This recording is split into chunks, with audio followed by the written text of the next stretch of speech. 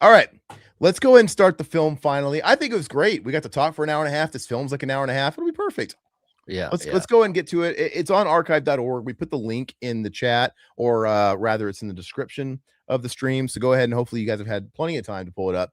We are gonna go ahead and go. Wait. Let me talk about this cut real quick. Oh, okay. So Evil Dead. Here we are. We're talking about the original Evil Dead. This one is the mono version. So this Anchor Bay put this one out. I want to say this is 1998, 1999. This was the remastered version, I believe, but this was the mono version. So this film was actually released in mono back in the original theatrical release, and it got remixed later on into a 5.1, stuff like that. And this was the way it was intended to be, not the actual.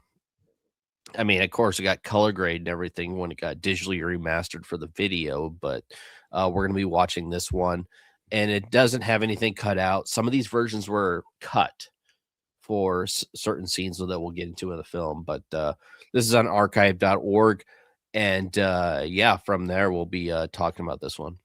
Cool. And FYI, if you guys are watching this in post, all the more reason for you guys to join our streams when they happen live, because this is one of those ones where everything you guys, the last hour and a half is going to be cut. We'll probably make it available for members, just because in post people are going to want to get right to the commentary. So bonus, right? We were going to go for just like 10 minutes and start, but we just started ranting. But anyway, let's go in 3, 2, 1, play. Oh, let me turn down the volume. I don't care if it's mono or what, because you won't have volume for the first 20 seconds, right?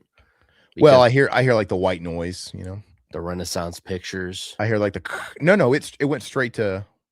Yep. Oh, there you go. I guess, yeah, there you go. Which the mono version, I totally get why a lot of the fans are into this one, because I mean, you do hear a lot, especially this opening scene where you hear, I'm used to this because I'm used to this VHS version. A lot of people like the one from the 80s. This was the one I grew up on. Mm-hmm. So the Evil Dead Anchor Bay version, this is the one our buddy Travis got us into. And man, there's something about watching this on VHS, like, because I have the 4K, I have the Blu-ray, all that stuff, but it doesn't hit the same, man. Something about this VHS, I have to watch it on VHS. Yeah, John, the tree scene scared the heck out of a lot of people, man, and I think they really couldn't do what they did in the first movie again with that, because it's pretty, what they imply is pretty freaking brutal, man. And I think in the quote unquote remake, don't they just straight up do it and you see it? You know what? Show you more? I don't even really remember a whole lot. I mean, I saw that in theaters, and I saw it once afterwards, I believe, but I never really went back to it. It just didn't have the same feel. The characters aren't great. The characters aren't great in this, but it just... No, they're super empty and thin. There's nothing to them. But just... I mean, even Ash is like nothing. And, he's not like the final boy until the end, until he is. It's just like... how low budget this was, and how artistic it was with, like, this is something we could have made back, now. I mean, we could have made this, 20, 25, 30 years ago. I have a lot of memories of this film. Like, back when I first saw this on VHS, like, I used to sit there in my room watching this on VHS by myself, taking notes about actually how to make a film like this. Like, the different shots, like, of course, I guess it wasn't actual VHS. It was the DVD, because they had the commentary on it. And the commentary of this with Sam Raimi and everything, like, and Bruce Campbell, where they actually talked about the filmmaking and how they actually did all these shots, was amazing, dude. I used to sit there and take notes in my, that book that I had, that what was that? What was that black book that I had, that The Scott Bakula book. Oh, just like the I know what you're talking about. Just that speckled black and white Composition book. Yeah. composition book. Yeah, Yeah. yeah. I would sit there and I would take notes on how to actually make how they made this film. Mhm. So someday I can go back and actually make a film like Evil Dead because it's something that was obtainable to me, which I really found fascinating back Well, then. and we talk about it all the time that there's like once a generation, there's always a film like this. Like, later on we had Blair Witch, and Mhm. then later on you had Paranormal Activity. Yeah. This movie inspired a whole bunch of people Mhm. to making a film because, yeah, it's like, oh, we can do it too. Mhm. And like I said, nobody's as original as this because what? Now we have like 500 million Cabin in the Wood movies. It's like, oh, you mean we can film in the woods? That's super cheap, and the woods are creepy. Wow. So it seems like it's kind of like listening to Black Sabbath and Tony Iommi's riffs. In a Mhm. sense, they're stock, but they weren't stock when it's just because he wrote the blueprint and everybody worked off his blueprint to where now it's like dun dun dun dun dun dun dun dun is stock. But Evil Dead was not stock when it came out, man. They are a blueprint. And yeah, they were just a bunch of friends, obviously, making a movie. And this is one of those instances where they shot a faux trailer Mhm. to get help with the actual full film. Like they just kind of put together a mock Did trailer you and ever stuff watch that Within the Woods? a long time ago. So it was on YouTube. I remember watching it back in college, and it's so dark and it's hard to tell what the hell's going on, but it's great, man. It was so cool. I wish they would have put this out on because they were talking about putting that out on the Book of the Dead. Remember that DVD with the skin book or whatever that came out from Anchor Bay. They were talking about putting that actually on there, but it never ended up coming out. I don't know if Sam Raimi didn't want that shit on any of his releases or what, but I don't know why he'd be like ashamed of I'd it. be proud of that, man, because that thing Yeah, is scarier than hell too. he seems like the type of guy that wears that kind of stuff on his sleeve, and I mean, I would. I think he's proud to have inspired so many people. It's Yeah. fucking stuck to my ears. What about that? Don't you understand? I love it. No, Alpha says this is the first version of Evil that he owned as well, that VHS. Mhm. Was that your first time? Is that your first experience with the movie in general? Was our buddy Travis? If Had you never seen it? it's crazy because I haven't because, I was a huge Dawn of the Dead guy. He's like, and I pretty much saw everything. He's like, "Dude, you need to watch Evil Dead." I'm like, "Okay, I'll watch Evil Dead." I watched it, I was blown away. Like, I didn't think anything of it, and then I became a huge fan of it, and this was when I was like, God, 15 years Freshman? old, 16 years old. Freshman? You're probably a Mhm. freshman in high school? And I thought I saw every horror film back then. And then he gave me Evil Dead, and then I fell in love with it. And then I ended up using this as so every time I went out with a girl, like I took a girl on a date, like I did the Evil Dead test That was with the check, yeah, the that test. was my check. So if I was gonna be able to, start dating a girl, like we'd watch Evil Dead, and we did that with some of his girlfriends as well. And if they can get through it, if they're cool with Evil Dead, then they were cool with us, that sort of thing. Just tolerate it. Yeah. So, but I did that for years, man, and yeah, some could, some couldn't, but yeah, Evil Dead VHS, and this is the one, man. My Absolutely, my that's the first Silver Tuna. I watched the first Evil Dead around this time too, but my first thing with Evil Dead was 2, Mhm, and in the 6th grade. So I was actually watching Evil Dead before Todd in a sense, but the second movie. mhm. My dad bought a copy of Evil Dead 2 on VHS when I was in the 6th grade, so this would have been 97, and it was from Kmart, and it was that classic cover, the skull with the eyeballs, and Oh, and so I good. had no idea what the heck this was because it's just like I see a skull with eyeballs. There was no Ash with a hatchet or anything behind Mhm. it. It's like, what is this? And we watched that thing, dude. It just blew my fucking mind. That's why I've always had a little bit more of an affinity for 2. It was the first one. And so Correct. I lived with the first one for a few years before Mhm. I really saw this. And so by the time I saw this, I'm like, oh, it's that character I know from 2 who was a little bit more developed in 2. And you know what I mean? Like it's just it went in some ways it went backwards, but obviously it's a different movie and it's more scary and all that stuff. So they're both great. It's Pepsi and Coke, man. They're both good. No, in this, like you're talking about scary, it's like one of the films that actually like no film like very scared me that much. The Especially first like levitation, dude, it's scary, dude. that. I mean that whole scene in this, like I was when I first saw it, dude. I was like, oh my god, like it scared me, dude. And I was like 15 years old. I'm like, what the hell? Because it never happened, you Even know? if on like Blu-ray, you could Yeah, see like where the makeup and the skin begins and ends. You could see where it's caked on. You could see the yeah, magic, the milk, and you it's all it literally looks like they just threw a bunch of food on people. It looks cheesy, dude. but When it's scary, dude. when Cheryl's like turns around with the cards and everything, and her head starts twisting around, it's just like, dude, that scared the shit out of me, dude. It still does, dude. It gives me the creeps, dude. It is.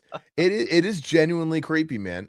Yeah, Um, yeah, I mean it's a seminal flick. I have this is one of those films where you didn't really have to buy the 4K because the Blu-rays look so good. yeah, yeah, yeah. But with that said, I have the 4Ks and the Blu-rays. No, I have the 4K as well, but I the had thing, that VHS too. I actually sold that at mm, the Crypticon, KC Crypticon we went to in like 2014. I sold my VHS of that. which they're actually putting out a new 4K. I saw that Sony is didn't they get the rights? Woo! It went from Lionsgate to Sony, and I then don't know, but we don't need another version of it, but dude. this Come on. one's going to be Dolby Dolby App or Dolby Vision. Vision, Does which this film need it? no, it's like what 8 or 16. It was shot in 16. It's like no, it's not going to look that great. It doesn't really need it. So it's Yeah. like, and they're not going to have the mono track on there. So it's like, Unless they're gonna do like some of that AI upscaling shit and that they do with some movies, like people talk about the aliens and the Cameron waxy look and all that stuff. but this is not the type of like I could see why some people are pretty butthurt about the whole Texas Chainsaw Massacre upscaling, which I understood, but I still wanted it. But I can kind of get it with this, like I the VHS quality made it more scary, I think, when it came to Evil Dead. Because it was how dark the movie was, the filmmakers, how there is so low budget, like Mhm. they couldn't afford a lot of this shit. So like that's what made it so scary to me. So the fact that they're putting it on a 4K with Dolby Vision is just like I don't need it. Like, will I get it? Who knows? We'll Yeah. see. Well, like, and it kind of it like you're talking about, it kind of works against just how this film was made. When you talk about like the POV stuff with the Mhm. evil, right? Like when you Yeah. hear about, wasn't that like literally fucking like Sam Raimi getting pulled by a fucking pickup truck Mhm. hitch or something like that, and he's on like a skateboard or something fucking stupid, like just something absolutely insane and crazy that Tying a camera to a board and running you through the can, woods, yeah, dude. and the glass and Yeah, shit, they yeah, break the glass. Like some of the stuff that I think they were doing, you can never get insured today, and you couldn't do today. yeah. Well, for probably legal reasons, but Grave's disciple, welcome to the chat. Hey, Is what's up, is man? Evil Dead in y'all's top horror films? It has to be. Absolutely. Absolutely is. Now, whether 100%. we're talking about like a top 5 or top 10, it gets tough. I mean, I'm not Yeah. even gonna think about that right now. It was like, would it be in my Evil Dead 2? I definitely will make room in the top 5. But Evil Dead's probably in the top 10. I don't know. I'd have to really think about Evil it. Dead 1 would be my top 10. I love this. Like, I'd say the first one's a 10 out of 10 for me. I love it that much. I'm trying to It, think and I if like Evil Dead 2 as well, but just this kind of like what Aaron was talking about. This was my gateway. Evil Dead 2 was his gateway. So I totally get why he likes that. I had But never seen anything like Evil Dead. Dude, when I'm like 11 years old, I mhm, had never seen anything quite like Evil Dead 2, where it was like the slapstick, like what the hell? It was just so manic. mhm. I had never seen anything like that. Now, obviously, No, there's like it's a whole great. Yeah. genre to that stuff, but I'm Mhm, like, I couldn't believe this was nothing like Freddy Krueger. This is nothing like Chucky. There yeah. was nothing like I had seen The Shining. I had seen serious movies. I'm like, what? I was impressed by it then, like how much blood and over the top. The fact that I don't think I had seen very many movies where one guy was carrying the whole damn movie. Just Yeah. that it's just it was nuts. When like he comes out of the mirror himself, dude. I'm like, what is going on? It's so batshit. His hands attacking him and cut. It was just so manic. Which I like different iterations of Bruce Campbell. Like I do like the over the top versions of Bruce Campbell here in Evil Dead 2 and then Army of Darkness, but Evil Dead 1 he's more reserved and he like, gets the shit kicked out of him a lot and it's just like uh I don't know. That's the way I originally saw him. So, but if it was the other way around, I totally get why somebody would like Evil Dead 2 more. He he became what he was meant to be with, by the time we got to Army of Darkness. Sure. And he could never bring this back. No, He could never be a reserve, because he was like, he wasn't experienced and he wasn't developed. This movie lives in its own silo. It is what it is. It was a moment in time. I always think about when I interviewed Phil Anselmo back in the day of Pantera, and it was when he was putting on his Housecore Horror Film Festival. He needs to bring it back. They only did 2 years after Corey Mitchell died. I think he should bring it back. Anyway, we were talking about Evil Dead. I brought up Evil Dead, and we were talking about his love for Evil Dead, because he's always talked about how much he loves the original film. And he doesn't like anything after the first one. And essentially, he came to the conclusion that, look, it's a fluke. The movie is a fluke of sorts. It's brilliant. It's amazing for all the reasons we think it's amazing. But, he doesn't think, he's like, they could have never did this movie again. They could have never done it again. Obviously, I didn't like what it turned into, but it's kind of a fluke. It was all the perfect shit happening at the same time with the right people, the right enthusiasm, everything. And I don't think fluke necessarily means a bad thing. I just think it means it was a perfect storm that could not have happened at any other moment or any other configuration. I also think Night of the Living Dead, I've said this many times, is a bit of a fluke. I think it was everything just firing off on all cylinders. I mean, there's nothing wrong with that, but different movie, man. They could not, because Sam Raimi kind of did a Romero, where he did Evil Dead. Romero did Night. Sam Raimi went off to do other films. They weren't doing shit. And then he went back to the well of Evil Dead 2. Romero, it's like, to me, he was kind of like a little rickety in those films. They want him to do dead stuff. Yeah. And then like he comes back harder than ever with like Dawn, right? But yeah, Sam Raimi was doing shit like Crime Wave and stuff like that, which Crime Wave in these movies, they have their place. Like they're still silly. Like, you watch Crime Wave and it's like, oh, this is fucking what Evil Dead's gonna be. Some silly shit and whatever. But when he went back to Evil Dead and it was kind of a refined version of his vision, I think it works.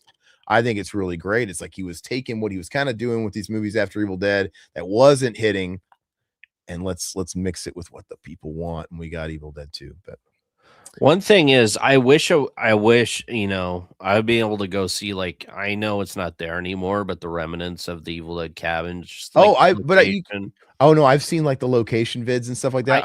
I'd love to actually just be on the grounds, and you can see like where the cellar is or was, right? It's like, well, here's the cellar door or something. Yeah, there's like little remnants that are still there. Yeah, Sean Clark posted like about the fireplace, like, and you're like, oh yeah, here's the radiator, here's this, or here's what you could see, or you could see where there's still this like piece of plumb. This used to be, it's hallowed grounds, no pun intended, right?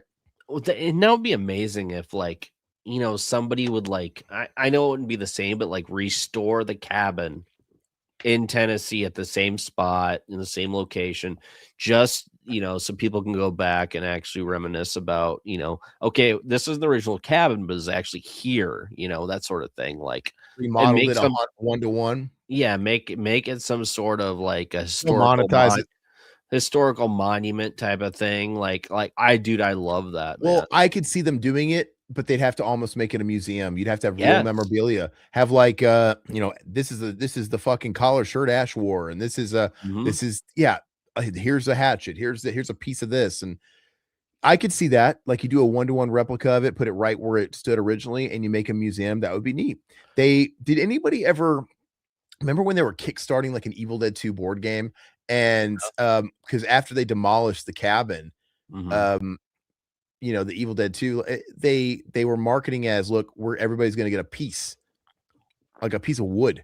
Like something was made out of it. I don't remember if they were just like chucking pieces of wood in there random, but I think they might have been like making some kind of dial or something. That was the thing. Like, you buy this game, you kickstart it, you're gonna get a piece of the cabin. And I didn't know if they ever made good on that stuff. I don't remember. I haven't thought about it since then. The thing is, though, I mean, if they did it like a Kickstarter or something, like, I would donate. How much money could it cost to build this cabin? I don't know. I would donate my own money even if wasn't able to see it, just because of, how, significant it is, how special it We is to don't know. I people. don't know who owns the land, Yeah. but obviously you'd have to play with them, and they'd have to benefit somehow. But like, yeah, I mean, to actually build this cabin 1-to-1, it can't be. It couldn't be. It would totally get covered by a Kickstarter, like no, like easy. Yeah. And, I mean, just the fact that it's there, people can actually go and see it. It's just like, I'm willing to throw money at it, even though I don't have it, but it's just the fact that I know it's there where I can go see it. Yeah. Look, so they're actually playing the tape. And honestly, this is such a great bit, dude. It's such an easy setup. You go there, there's the tape, and they just play the tape, and it does all the work for them. It's just great, man. It's a great gimmick. And I like the ground moving and all that stuff. It's really creepy, and the forest coming along. As a kid, I came home from Bible school, says John, and I watched the original back to back to back to back. What great times. Did you guys ever have those experiences? Did you guys have that household where this kind of stuff wasn't allowed and you had to sort of do it in secret? And All the time. did you have like whether it was your parents, your grandparents, whoever it was, did you guys ever have those conservative people like find your stat? We're not even talking about Playboys here. We're talking about like, what is this, Evil Dead? Like my grandmother, she would have had no context to what this movie was. But if she would have saw just the VHS cover of Evil Dead 2, and it literally just says Evil Dead, and it has a skeleton on it, you would have thought she was going to combust into flames, dude. Oh, absolutely. It's crazy. So I don't know if you guys ever had those sort of stories, but we were talking about it earlier before we got to the movie, but I had to play like Mortal Kombat 2 in secret, dude. I had to get a copy of that, and I had Mortal Kombat 1 and 2, and I was keeping it from people and kind of playing it down in the basement, that stuff. Fun times, man. That's what makes me like this stuff. When you It's kind funny of it's funny you say that, because Satan will get a kick out of this. So my mom tried to get me out of horror films at one point. like convert you, like go to like conversion camp, dude. Yeah. Conversion camp, RIP. I don't want my son sucking dick anymore or watching those filthy Evil Dead movies. Can you fix him? So my mom was a good Christian woman. They fixed him halfway. I love my mother, RIP. I miss her every day, but she tried to get me out of horror films. That's funny. By getting me this film, and she rented this she checked it out a lot from the church, the local church that we went to. Is that Alf, dude? No, it's McGee and Me, so great escape. This is a Christian propaganda film about a boy going to a film called Night of the Blood Freaks, who is obsessed with horror. He's obsessed with horror, and how awful it was and how it screwed up his mind and all that stuff. And through the righteousness of God, he came to his senses. He came to his senses, yes. And I still love this, dude. Even though, is that an original copy, or did you like rebuy it for the collection? I rebought it for the collection. That's so funny. I used to own it because it reminds me of my mother, dude. Yeah, that's great. Yeah, so McGee and Me, it's a Christian propaganda film. You know what movie I always will have an affinity for? What? Follow That Bird. I was trying to bring it up on the last time we did Rue Morgue, and nobody ever heard of it. Even Kevin, who's older than us. Really? But Follow That Bird was the first Sesame Street movie. You know how they had like Elmo and Grouchland later? They made Sesame Street movies, theatrical movies. The first one in the 80s was Follow That Bird. And as a little kid, 3 and 4, I loved Follow That Bird. And basically, it was a road movie. Okay. It was an actual cinematic movie, and it was a road movie where basically Big Bird is lost, and he has to find his way back home to Sesame Street. And it's a road movie. He's like walking down the street, running into all kinds of characters. He gets taken in by a fucking traveling circus, and they capture him like a fucking freak in a cage. And it's one of those movies, and he's just trying to get home to find his friend Snuffy. And I just love that stupid movie. And they have like the search party out on them. You got like Super Grover flying. I'm gonna find Big Bird. I don't know. There's just something about it so endearing. But I have those movies too, and it just reminds me of a certain time. Yeah, that's one of the reasons why I love TMNT 90 as much as I do. People might think it's silly. It's like, oh god, this guy loves MK, Mortal Kombat 95 is what he loves. TMNT 90 was the first movie I ever saw in a theater. I Yeah. was at the right age. I was 4, and TMNT was hot, dude. It was everywhere. And so, yeah, dude, the fact that we were so broke and I never got to do any of this, my mom actually took me to see the team because I guess she already felt, well, I can't deny him this one. We have to make Yeah, something yeah, happen. yeah. That is special to me, man. Even if I don't remember everything about it, but I vividly remember the Central Park stuff. Casey Jones chasing down the goon, Oh, yeah, Raphael yeah. coming out of the crate. I remember that scene in the cinema.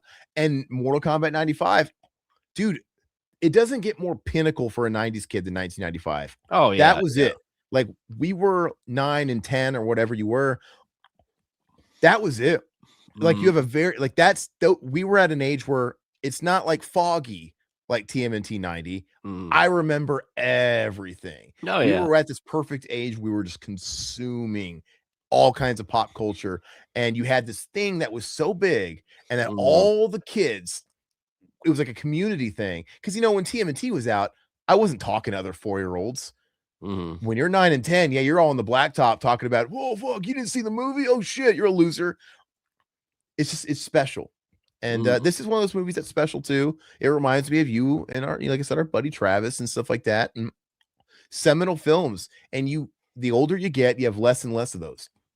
We're not in our developmental years anymore. We're not our coming of age story. This is part of McGee and Me is part of Todd's coming of age story. I still love McGee and Me. Dude, McGee and Me, one of my films too is Mac and Me. That is a terrible movie. Yeah. It is a terrible movie, but man, I love that stupid movie when I was a little kid. Now I see it now. I'm like, oh, this is one giant McDonald's and Coke ad, and it's a bootleg ET, and it's terrible. It's like the aliens don't have eyes that move or lips that move. It's clearly like rubber masks, dude. It's so cheap. And they love Coca-Cola so much because you find out on their home planet, Coca-Cola is like the water that runs through their earth, and they stick a straw in the ground and they suck Coca-Cola. It's ridiculous, guys. Oh, look. That's River Heather. Woman. What's up, brother? That's River Woman. That's Todd's wife. So she remembers Follow That Bird. Yes. And you don't. I don't. I love it, dude. So Heather, you might remember there's that scene where it brings a tear to everybody's eyes. And it had a lot of cameos, Todd, of famous people at the time. Like he goes to a restaurant, you've got like Sandra Bernhard as like the sleazy waitress that's had enough of everybody's shit, dude. And there's when Big Bird gets taken in by the carnival, they cage him up. They like dye him blue, and he's like a circus freak.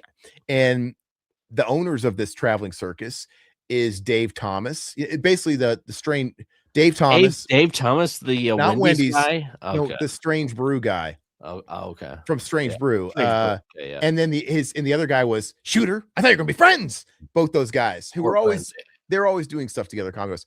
And there's a scene where at night, it's like, he's got to put on a show, and then Big Bird is singing, I'm just a blue bird. He's really sad because he's a caged bird, and all the kids really realize his situation, and he's crying down his beak, and the kids are crying. I'm like, oh, God. Oh, so sad. Anyway, it's great. Let's see. As we're watching Cheryl get raped by a tree, too. Yeah, let's talk about Bluebird. Dude, this is brutal, dude. I mean, just the implying of this all is really, really rough. I think I was watching an interview where I think they even admitted, like, yeah, we really didn't have to do this. We didn't have to go this rough. Some like of they the were stuff just got cut out from some of the later versions. Yeah, like what we just saw with the fucking tree. You saw it ram up her. Yeah. And they had to have done that with like rewinding the footage. Yeah. The way it went in so fast, but it looked pretty rough. And but they were even saying, like, yeah, we probably didn't really have to do this. This is probably us just being edgy. It's like this is a bit too much. It's just like, but that's the spirit of being young and youthful, where you just want to do crazy stuff, right? Let's see. Alpha said Burial Ground is his go-to test film. Okay, for chicks. That's a good one. That's so funny. I discovered Evil Dead while watching it in school, like sneaking it, or like they were like, you had the coolest teacher in the world, and they were wheeling in that TV on the fucking wheels. Remember that? Yeah. They'd have you watch like Bill Nye the Science Guy on, dude. They'd keep it in the utility closet. Like, okay, teacher wants to catch up on work, so you guys are going to be babysat by Bill Nye. Bill Nye, yep. That was so funny. Like, did they have so many like free days in the curriculum? Like, hey, here's your lazy day. You get 3 days a month where you guys can just put on a film. Well, that was pretty much every day in Spanish class. It Our was Spanish class was so you what could was it? tell Nothing but trouble every day. What was that? nothing. We never watched Nothing But Trouble with Dan Aykroyd and fucking Chevy What Chase. was it? What was it? So look, Nothing to lose. our Or... Spanish teacher, she was literally she would have gotten in trouble because she would watch just random stuff that wasn't applicable to the class, and she would just put Spanish subtitles on it. Yeah. We'd watch like of course we watched La Bamba, we watched Selena, like that's kind of adjacent to Spanish, but we watched Mission Impossible with Tom Cruise. No, what was the one we watched with the guy from Friends all the time? Oh, Fools Rush In. That was a stretch because Selma Hayek was Mexican. Yeah, I'm like, we watched that like 2 or 3 times. It's just like, we watched that one a lot. But she would literally be like, all right, like if anybody comes in administration, basically like we all kind of knew what was up. Like, hey, it's got Spanish subtitles and whatever. But yeah, like what is she going to say about Mission Impossible, the Brian De Palma one? Well, this has Emilio Estevez in it. That's a Latin name. It's funny because I saw, speaking of Miss Pfeiffer, I saw her necking. You doxed her, dude. We didn't say her name. But I saw her necking with her boyfriend Antonio that she always talked about in Spanish class at a film with Travis. Travis and I were at Butterfly Effect, and we saw them necking at Butterfly, like 2 rows up, dude. We saw them like making out, dude. I'm like, oh, did God, you see like from behind, dude? Did you like see Antonio? Yeah, dude. Did you see like his 2 fingers come up and go? Like, I saw tongues, dude. I saw tongues. Well, did she then go, hey, after the movie, we should go to Antonio's. I got a big craving for a big bowl of spaghetti and meatballs. Reference Todd. Yes, it's Saved by the Bell. Yeah, fat chick. Yeah. Exact date, dude. But you go to Antonio's. Anyway, I mean, I watched. Maybe his name was it? Maybe it was Jorge or something. I don't know. No, his name was Antonio. Oh, okay, yeah. Okay. I mean, I watched the original. Dude, she would come to like class like, I love that new Puff Daddy jam. I want a girl to ride my ride. I'm like, they're so cringe. But she was probably like 24. Yeah, it's young. So funny, dude. She was like right out of college. It's so funny. And now it's like, God, dude, that seems like a lifetime for us ago. Yeah. It's crazy. No, John says he watched the original erectile dysfunction trilogy back to back, not the original 3 times in a row. Oh, nice. Gotcha. That's whenever anybody puts ED, I think of that.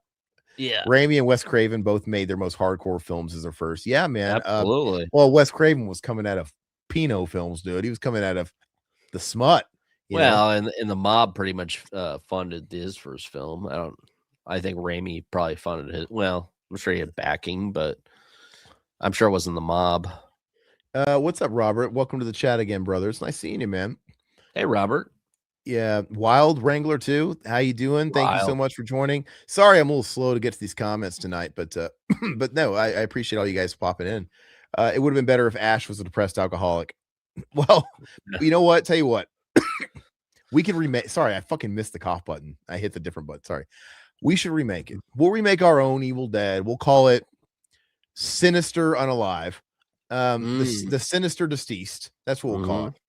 And we'll make Ash a depressed alcoholic. But I'm saying if you want like not a depressed alcoholic, but if you want so Alpha's gonna do the Rue Morgue, obviously with us, like he's been doing. Yeah. And the next one is gonna be the Evil Dead, the Fede Alvarez issue. Didn't you say, Alpha, that you hadn't watched any of them since Army of Darkness? That's what I heard.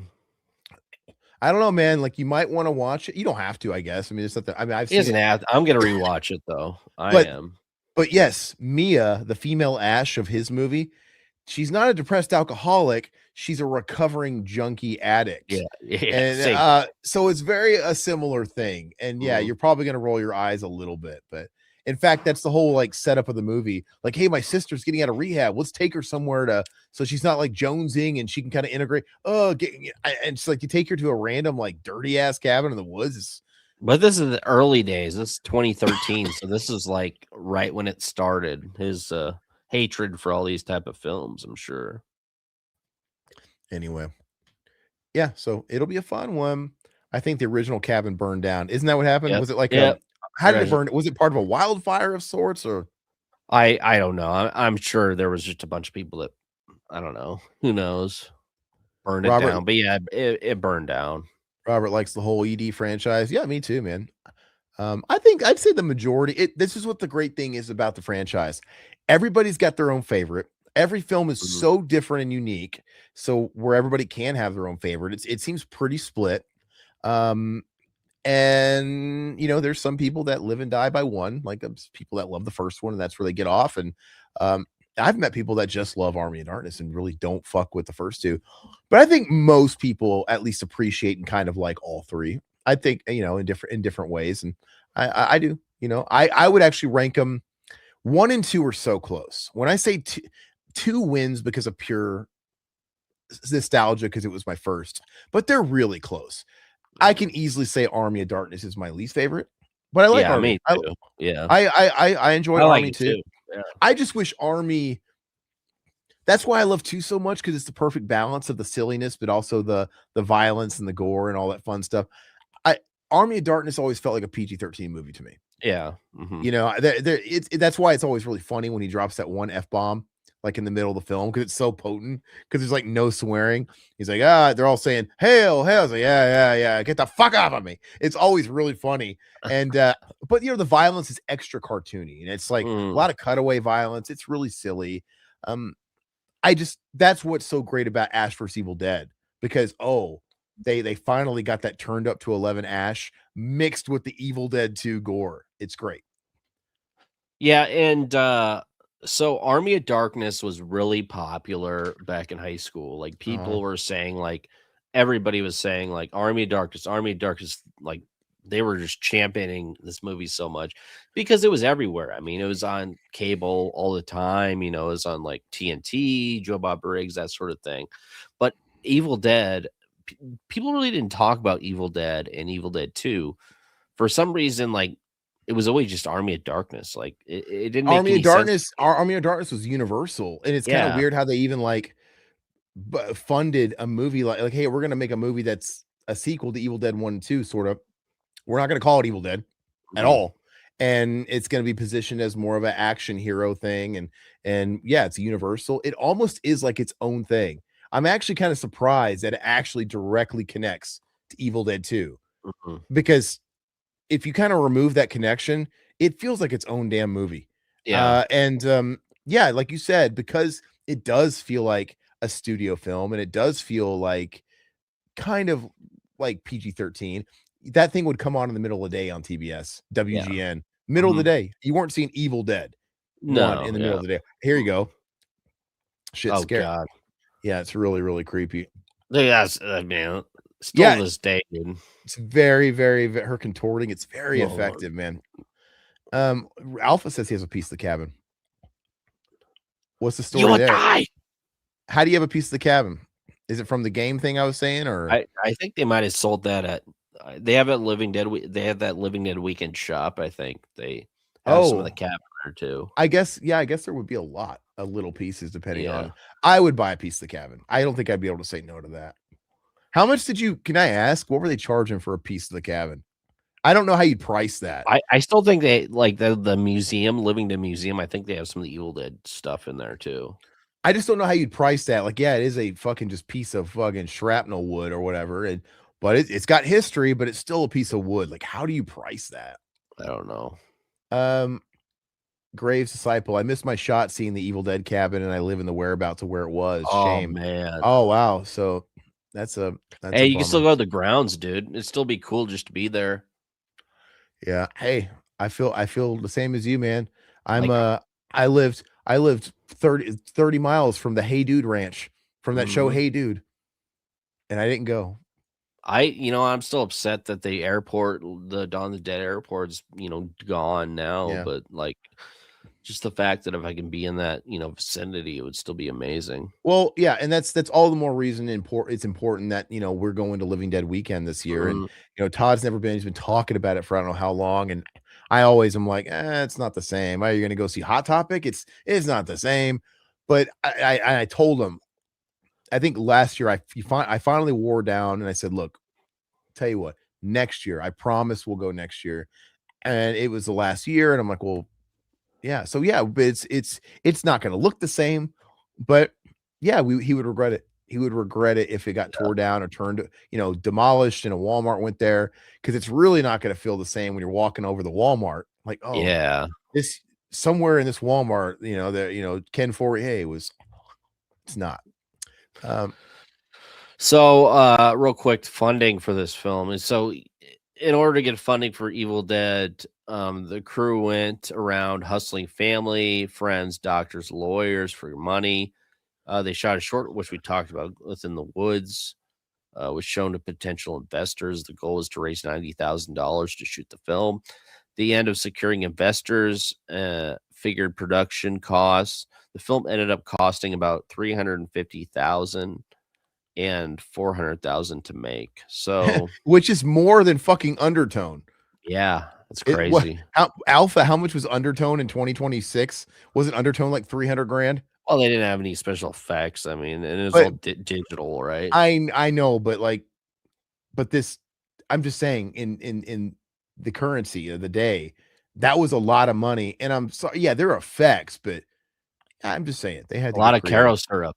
I mean, a very, very creative. Gallons and gallons. Look, dude, like this is just this alone, just the POV and the hand and stuff like that. It's so effective. And yeah, Living Dead Museum has part of the cabin set from Evil Dead 2, a couple of other things from the film too.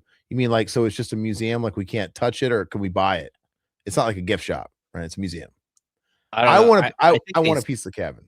They sell parts of Dawn of the Dead. I think some portions of the mall, which I'm gonna bring my hammer and chisel anyway, so I don't have to worry about that. Really? Just kidding. Hey, they're gonna let you be in there after hours for the VIP experience. Takes us 15 minutes door to door. Bathroom, dude. Breaking off tiles, dude. Like you're taking a piece of the fucking urinal. Like, I don't think that was around back then. Take the urinal cake, dude. Just grab it with your bare hand. Oh, I could see you doing that if like we go to the bathroom and Joe Grizzly's there, dude, whipping it out, and he's getting done taking a piss, and then fucking Ken Fourier leaves, and you're like, fuck, and you take that urinal cake. Tom Savini's in there, dude. Oh, we already had our chance doing that, dude. I mean, like literally, we were in Tom Savini's bedroom. Piece of Savini's porcelain, dude. Dude, we were in his hotel room. We could have went into his bathroom and licked his toilet seat. Grab that rock hammer, dude. You could have found some of his weird fucking squirrely pubes on his toilet seat and cloned his ass by now. You know. So Wild, you all heard of a horror anthology comic book called Ice Cream Man? No, I've heard of the Clint Howard Ice Cream Man. I know the Eli Roth Ice Cream Man coming out. I've never heard of the horror anthology comic book. I bought Welcome to Derry season 1 Blu-ray. I still haven't watched that. I've seen that. I've heard it's good. Yes, John, I remember Bible Man with Willie Ames. I do remember Bible Man. I wish I didn't know what Bible Man was. Bible Man's terrible. Willie Ames of Charles in Charge fame. I wish I didn't know what Charles in Charge was, for that matter. I want Charles in charge of a day. Yeah, there's the glass scene you're talking about with the board. And so fucking cool. I watched Poltergeist at age 3. My mom and dad went to grandma's house, left me home alone. Now I'm 41. Nice. I'm okay. Yeah. R.I.P. Carol Ann, dude. She passed. Did she pass away before that movie hit theaters, or was it like just right after the movie? Oh God, I can't remember. What's her name? Maureen O'Rourke or something. What's her name? I can't remember her first name. Like her name's something O'Rourke. I don't know why I can't remember it. Old Brain, Graves Disciple. Hey Slayer, dude. I would have cold turkey all horror films after watching that. You're Slayer, dude. I think he's talking about the McGammy did the propaganda film. Oh yeah, dude. Yeah, you got a cold turkey, dude. We would have woke up the next day Sunday best, dude. Top button up, dude. Yeah, my mom would have been proud. Graves. That's so funny. Slayer dude's name is Riverman, so you're a first timer. I'm Aaron. So we don't have our names up here. I don't know why we don't have our names up here anymore. I don't either. But yeah, Slayer dude, that works too. Hey, Alpha, can you get us on the roof? Can we get a tour on the roof? Can he get us on the roof? Well, can you got a chopper, dude? No, can you on the mall, dude? That's what I want to get up there so we can shoot. Oh, in general, like, is there? I'm sure there's a way. I know I don't know if your buddy will let us people up there, but is there a way that we can get up there? What are they gonna do? Come on, I it's know, gonna be dude. dust. It's gonna be Yes. Walmart's problem. It's gonna be We Sam we, we Waltman's want to shoot up there, dude. I We wanna want to shoot up film up there. there. I wanna let one loose off the rooftop, dude. Oh, Yes. I wanna, like I wanna look through the window, dude. I wanna let Yeah. one go right on the fucking the rooftop, dude, and hopefully, like, just like Hellraiser logic, George Romero will come out of the ground. He'll be reborn from my semen, not blood. You break the glass, dude. I'm just getting How are we stupid gonna at this get point. down there? Arcane, Indiana Jones and the Temple of Doom was my first movie experience. It's still my favorite movie of all time. No, I mean, yeah, that was my first absolutely, man. Now you know the magic of the rock. You know what that, like, fucking native guy says? I don't know. My parents took me to see TMNT 90 in theaters and Batman 89 and Ghostbusters 2. Wow. So we had the bootleg VHSs of those, but I was too young. I mean, I would have been 3. But those were my movies, dude. That's why I have such a love for Ghostbusters 2, man, because that era, 1989, because I was watching the VHS in 89, 90, 91. It was Batman, Ghostbusters 2, Who Framed Roger Rabbit, Hook. You know, these movies were like, and TMNT 90. So, yeah, oh, it's creepy, dude. She looks great still. Oh yeah, dude. What, Henrietta or Oh yeah, Henrietta. yeah. They both yeah. They're both creepy, dude. Power Rangers Beast Wars, I early mean, 90s. that's what I understand. It's like these deadites look so much better than the new deadites, man. They just I mean, The charm. There's just a certain charm to them. Like now it's just they look like people. And exactly. it's Yeah. not the same. They don't look demonic when they're just like, I don't remember regular who said it people. I don't remember who said it earlier, but it's like, yeah, they gotta do something about these girls. They're all kind of cute in these new Evil Dead movies, and when they're deadites, Mhm. they still look good and they don't scare you, you know. I want classic Evil Dead where the girls were ugly to begin with, and they just made Yes. them even uglier after they died. Yeah, please. I mean, these are good old-fashioned Midwest women right here. These people, dude. I just like No, they're I mean, they're great. They're great actresses, man. Well, not uh, great, but they work for the film. it worked. Everybody's consistent, you know. Mm. Wild Wrangler, my mom showed me horror movies, told me about the tree and Evil Dead. My mother said, "Don't tell your dad." Wow, that's backwards. I like that. Your dad would have had a problem with it? Wow. Okay. Your wife, hey, I remember now. Oh, Follow That Bird. I'm sure Todd can, that's sure it's on archive. There's probably on Yeah. archive.org. I'll find it for you. And I want to watch it. I need to download that shit off archive.org because I don't know if that ever came out on Blu-ray. It probably got a DVD release, but I would own it. I don't have a copy of it, but I would. Tony, yep. Teacher brought a VHS with all 3 movies. It was Evil Dead 2. I've seen first, and I was so intrigued because never heard of it before. That was 96. Yeah, so you were like right behind me. I think I saw it in 97. Sorry, just the sound of the deadite screaming, dude. Just It's like terrible. it's It's terrifying, dude. terrifying. Yeah, it's creepier than hell. Quick, guys. Let's be honest though. The worst scene in the whole film though is Ash and his girl and the jewelry and the Oh blink, yeah. the weird like fucking blinking thing they're doing, like the peekaboo stuff. Like I don't know what the deal is there. But like I said, they were amateur filmmakers, and I don't know how they felt. Maybe they thought that was development of the characters. Hmm. That looks cool. I think it looks No, neat. it looks awesome, dude, with the milk and all that shit. It's the same reason why I like the Dawn of the Dead zombies more than any Yeah. other zombies. I like the blue faces and the blood that looks like paint, dude. Looks like fire truck red. It look ridiculous. I like it. It's so much charm, dude. I don't know. It's just something that it makes me appreciate it more when something you can actually see yourself doing yourself. I don't know. Dude, my favorite effect of all time might be the Puerto Rican complex, the head Yes. burst. And that's just like I can't not watch Dawn of the Dead and not go frame by frame on that after I watch it. And I have to watch it just like turn into like the fucking dummy balloon, dude. Which I'm looking forward to. Woolie's gonna be there, dude, from Dawn of the Dead, dude. Yeah, it's cool. I haven't looked up who all's going to be there. I haven't seen it. I haven't been up to date on it, but I'm looking for. I want to talk to Woolie, dude. Wild, my woodshop teacher. Wait, Eliminate. Oh, the Eliminate TV show. Oh, Oh, I remember wow. that. I was like, oh yeah, and Fast and the Furious, dude. He should have let you watch Cheaters, dude. That was a great Oh, show. Cheaters is That great, yeah. Johnny Greco, dude, or whatever that fucking guy's name Yeah. was. It's a great show. That was a dude. The early turn of the 2000s was Mhm. like smut city for TV, dude. It was just so something, and that's when we had like Attitude Era wrestling and shit like that. It was at an all-time great, man. Whiskey says this might be a stupid question, but do you feel Evil Dead should have been only one movie? Um, Yeah, I it's think kind of weird that some years had passed between 1 and 2, and then years had passed between 2 and 3. It's kind of weird how this franchise has played out. But no, I think they all kind of coexist, and they're all different enough to where you don't you don't have to like or watch the second one or the third one. I feel like they're all on their own plateau, man. no, the fact that Raimi did too, like, it's the same director, it doesn't bother me at all, And it was honestly. I think it doesn't bother me at all either too, where he kind of did like a remake slash sequel.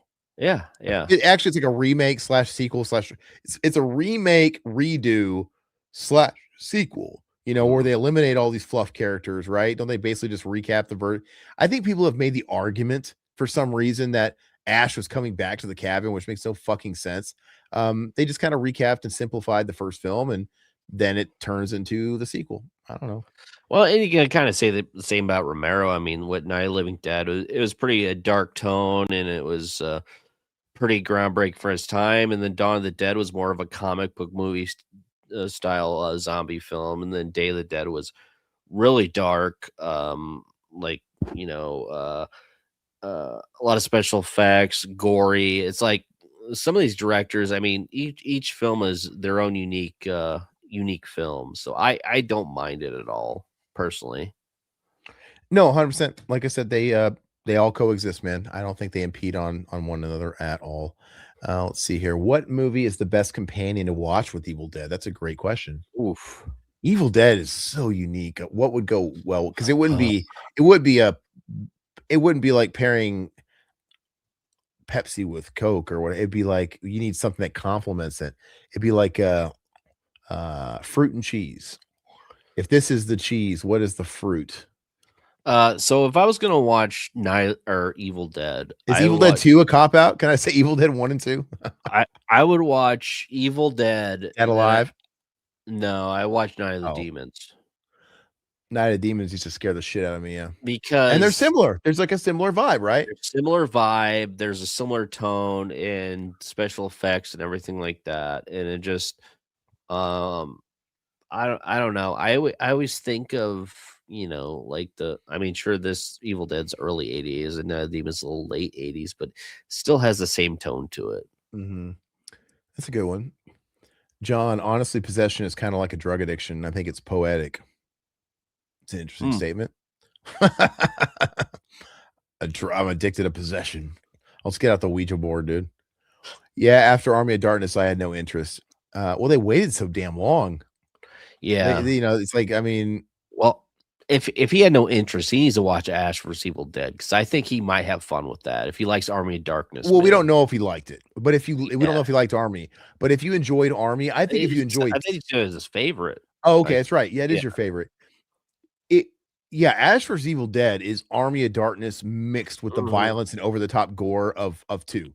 yeah, yeah, And it's so funny, dude. It's so mhm, well written. It's a trip, dude. It's really, really good. It's actually wild to me that they they did the Fetty movie, and they were trying to get all brooding with it. yeah. And then not long after that, we had this slapstick series because we didn't get the movie.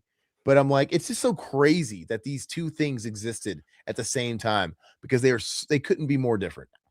Yeah. And I was blown away. Like I had no expectations going into that Ash vs. Evil Dead, and Oh, I Alpha's Aaron, seen the show. okay, They didn't okay, do anything for him. wow, okay, because Aaron was saying like I'd like it. I was like, no way, I like this, and I loved it, man. So, I think the first season it has a couple of cracks. Like it has to get oh, off like second season's way better. oh yeah, Yeah. well they upped the budget. Like the first couple of episodes that first season, it's like there's some CGI where I wish it didn't exist, and it's like oh man, some of the practical blood wasn't there, and But once they get into 2, especially, it's like, oh shit, here it is. It's all here. It's really good. I liked in the first season they had that great episode where they go to Dana Lorenzo's house, right? Is it Dana Lorenzo's house? She wants to go see her family. And it's that whole thing where her mom's the deadite, and it's like that's where we get our first classic Evil Dead Raimi deadite. And Ash has that classic line after they have dinner, "You're cooking with shit," and he blasts her in the face with a shotgun. That's like, okay, that's like episode 3. It's like, all right, game on. It's really good. Ash at the department store with all the little mini dolls that are CGI.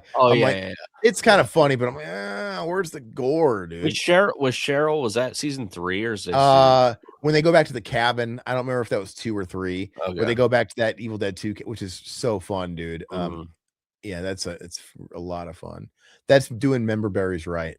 Yeah. Wild Ranger loves Evil Dead 2. The TV show is great. Robert, I agree, man. I mean, Alpha, Alpha, if maybe you only watched like the first few episodes or something of the first season, I would say maybe try and pick it back up, because I'm telling you, it gets really good in season 2. But maybe watch the whole thing. I don't know. Yeah, Army's his favorite. Ash is the greatest horror hero. I mean, how many? We're comparing him to a bunch of final girls, I guess. Right? Who else could he really compare to? Oh God. Yeah. Sydney is Let's not summon the squad, dude. Let's not summon the Sydney squad. I only said it once. I only said scream once. Oh, you said it twice. Oh, don't say it again. Don't say scream again. Oh no, anyway. Ash is the only horror icon that isn't a villain. That's true, 100%. And that's why I thought the whole sequel that fell through to Freddy vs. Jason that was going to have Ash is so bonkers. I think it's so stupid that like they couldn't agree on who would live and die and who would win. And first of all, the first thing I think of is none of this is really canon. It's fun. Like I don't think anybody thinks Freddy vs. Jason is canon to either of those franchises. It's just a fun offshoot. It's like a comic book side story, no biggie. And then when they had Ash, Raimi, Taper, and all these guys, they wanted Ash to prevail, which makes sense because he's the hero. He's the only one of these guys, like you said, he's the only icon that's a hero. Yeah, he's got to win. And I'm like, guys. And I think Robert Englund did an interview not that long ago where he was saying that whole thing falling apart was such a dumb move on the studio's parts because it was such a hit. The fact that they didn't make a sequel to Freddy vs. Jason, the biggest in the both franchises in 2004 or 5, whatever year it was, is fucking bananas. And even like, Robert Englund, to his point, he's like, I don't see what the big fucking deal is. Freddy dies in every damn movie. What's different about this one? It's like, just let him fucking kill me. Like the fact that we didn't take that opportunity and work with those guys, work with the Raimi guys and get Ash on board. Absolute boneheaded, drop the ball move, What I understand, because I know back in the early 2000s, they did the convention reunion with the Evil Dead girls.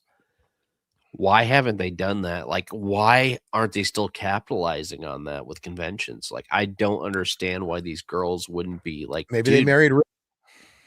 They could be making a lot of money doing this shit. Maybe they married rich, dude. Nobody that has a lot of money really wants to meet slimy fans and touch their greasy palms, dude. That's how I feel. Like, you go to these conventions, some people eat it alive and they love it. But some people you could tell, if the money wasn't here, they wouldn't fucking be within 100 feet of these places because they're only in their like 60s. Like, I'd love to meet Cheryl. I'd love to meet Linda and Shelly. Like, this is creepy. I always thought this was creepy. Start twirling her hair. Yeah, like she's creepy. It looks like a toddler did her makeup, but oh yeah, dude, it's creepy though. The way she's laughing, dude, always creep me out, dude. Shut up. Oh yeah, Alpha got it from a friend who visited the location. The fireplace is still there. Okay. I guess, I wonder if it's been picked totally clean or you could get like something fine. I don't know. It's a gift shop / museum. Well, I only want it if I'm going to get a piece of the fucking cabin, man. But yours you can't top yours. If your friend actually got it from the site, dude, got it right from the source. That's pretty incredible. Oh, Alpha said I'll get you a piece of the mall, dude. Oh, Appreciate it, brother. Heather O'Rourke. I couldn't think of it. You're right. Oh, Wait. How would he get him a piece of the mall? Are you being facetious here? You're just like taking the piss. we'll talk. I want to get on the roof like Todd says. You know. Well, that's the one place they don't allow people. Is like it's the last time anybody's gonna be able to go there. So we have when they tore down the mall in Phoenix that they filmed Bill and Ted, because Bill and Ted was primarily filmed in Phoenix with a little bit in LA and stuff. They let everybody do whatever they wanted to. People take videos. People were doing like fucking Tony Hawk fucking skateboard tricks down the fucking rails and shit. People were fucking doing like Tony Hawk shit down the escalators, dude. They were just like whatever. They probably I don't know. Walmart. They might maybe they had to sign waivers, but people were just like, guys, come in, have fun, whatever you want to do. It was. I wish I could have went. But yeah, if they're gonna demolish it. The thing is like, I don't know if it's they could probably still make the argument that hey, it's not demolished yet and somebody still owns this. Yeah, but if they're gonna demolish it, dude, nobody's gonna. It's fine. Dude. Even if Walmart's taking over, it's pretty much demolished. They're gonna demolish. They're not gonna make a Walmart out of the mall. They're gonna tear it down and build a parking lot, as Joni Mitchell said, right? Yeah. And dude, like, did they not want people on the roof because it's a liability? Probably. Drunk asshole fucking goes over, dude. What a way to go. Who cares? I fell off the roof of Monroe Mall, man. That'd be cool with me. Okay, I'll keep that in mind. Heather, I'll come home like a guy from war, dude. I'll come with a folded flag and I'll bring it to your wife, dude. Like he died in the line of duty. He died in the line of Romero. He served his mall well. He served his fandom well. Hey, what's up? Down is up. Thanks for joining the chat, man. Hey guys, her name's Heather O'Rourke. I don't think you can get up on the roof if you have to ask Larry, maybe. We don't have to ask, right? Yeah, down is up. How about we all get on the roof together? What are they gonna stop all of us with bum rush, dude? Like everybody rush. We'll push you in front of security. Down is up, and then we'll run up to the roof. We'll have the Harold and Kumar fucking security guard. I just want to talk. Chasing us, dude. It'll be like a Benny Hill skit. It'll be hilarity. All right.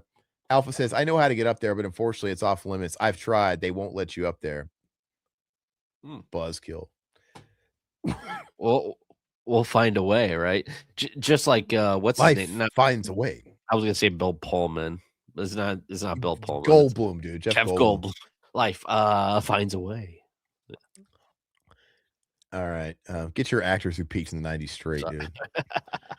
Robert, the first movie I ever saw in theaters was Beetlejuice. That's a great one, Robert. Beetlejuice, the first Beetlejuice is so nostalgic for me. It's so good, man. It was kind of a trip when the Beetlejuice 2 was coming out, but it's not that great.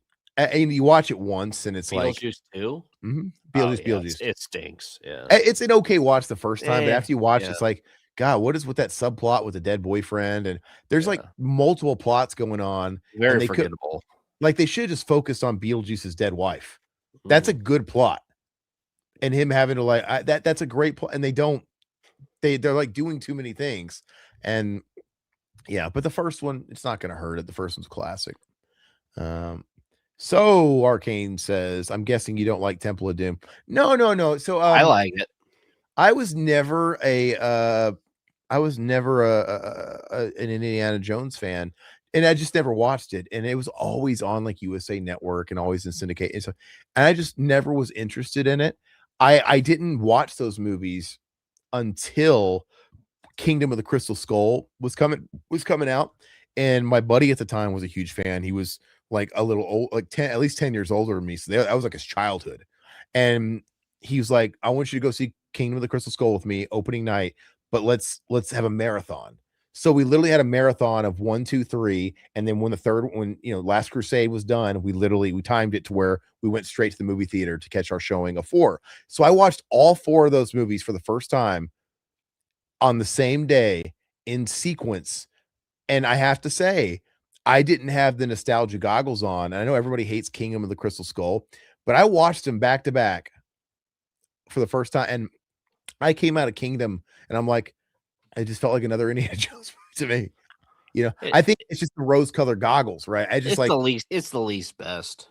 No, I'd say the one they made after that was was the least. Did you like the I never Dial of saw that. Destiny? I never saw that one. But I did see that one. But I'm just saying, like, to me, it felt more or less.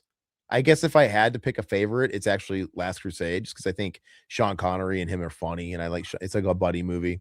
I love Last Crusade. I love Temple of Doom. I think Temple of Doom is great. And Got the horror element. it's a horror element, but I love Raiders of the Lost Ark too. I think they're all three are really good.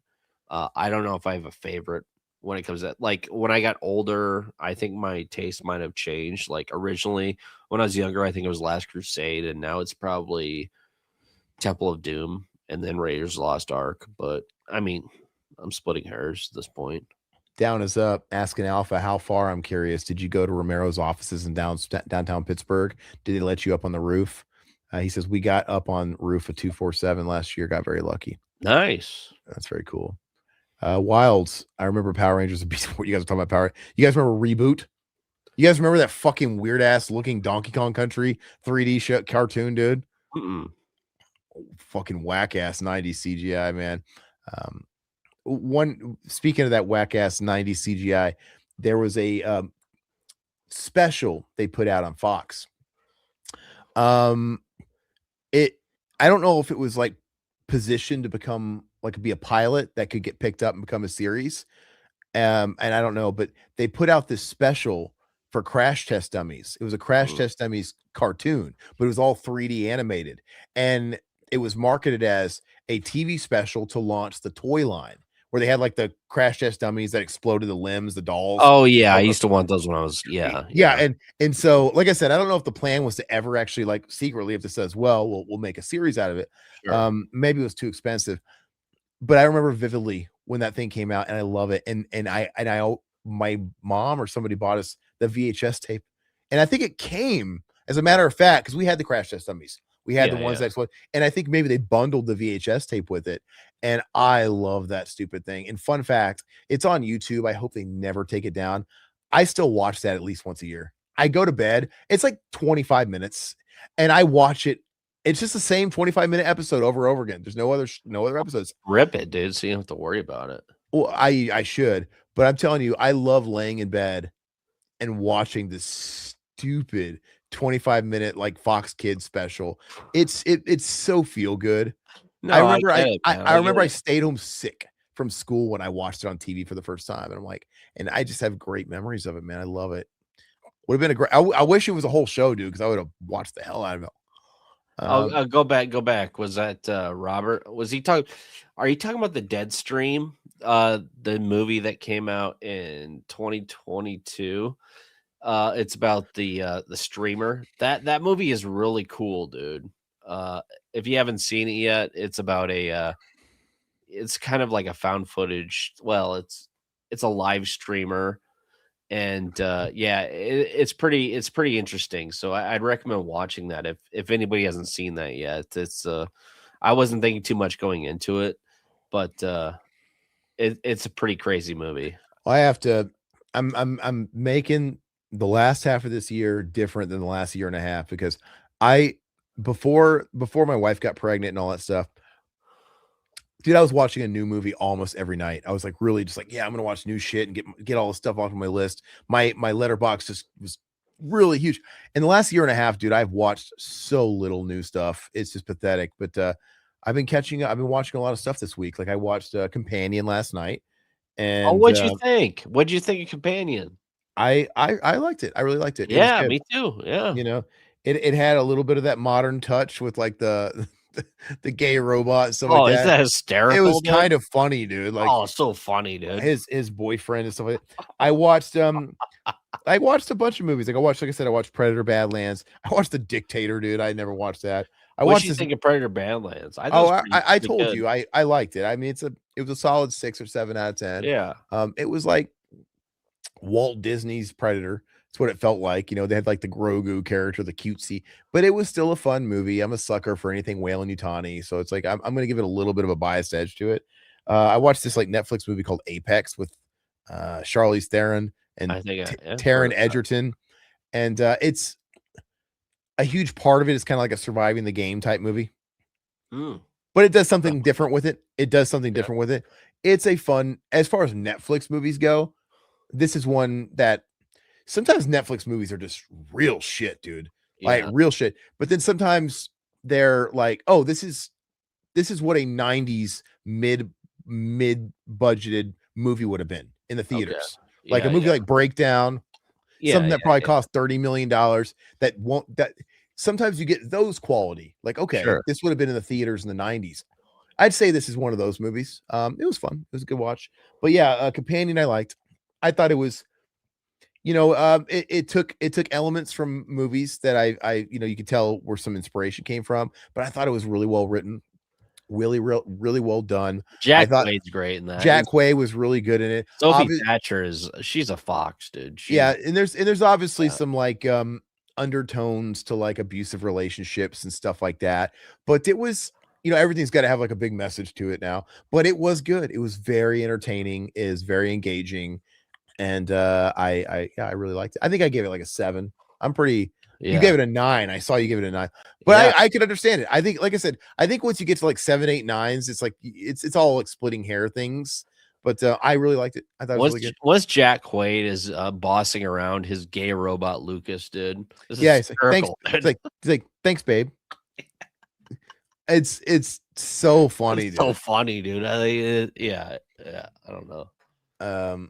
Evil Dead 2 and Idle Hands is a great double feature. I see it. Yeah, it makes Yeah. sense with the hand. Yeah, it's good. And Devon Sawa. That's what Evil Dead 2 didn't have, was some Sawa action. Do you think Devon Sawa has Sawa balls? I don't know. My wife's Sawa. obsessed with Devon Sawa. She Well, loves he Devon does cons, Sawa. dude. Take her to a con and meet Devon Sawa.